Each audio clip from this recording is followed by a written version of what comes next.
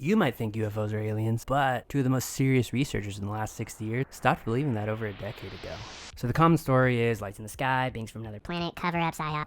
All of that. But in the 1960s, Jacques Vallée and John Keel started to notice something that really broke that story. The reports didn't really fit what we would expect from a spacefaring civilization. They kind of matched something else, something a lot older. So in 1969, Vallée published a book called Passport to Magonia. In it, he laid out hundreds of UFO encounter reports next to medieval accounts of Fairy abductions. Also religious visions and supernatural apparitions. And the details kept matching up. So it's like glowing entities, missing time, telepathic communication, beings appearing next to your bed. And in the stories, people are paralyzed in the presence of these visitors. These stories throughout time, the details change, such as the technology, how things are done, what things are doing it, but the experience does not. And a year later, John Keel published Operation Trojan Horse, and he went further with this. He argued that the encounters weren't extraterrestrial at all. He said that these encounters have been here since the beginning, and they just have taken on the cultural interpretation of the time. What he's saying, what could have been angels and demons or fairies, could be, in our time, aliens. Keel called these entities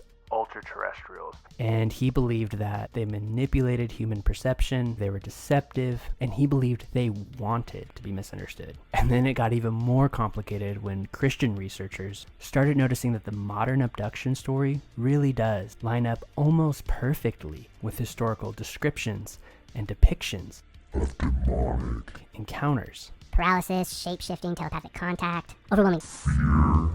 Beings that appear in the night in your room and won't let you leave.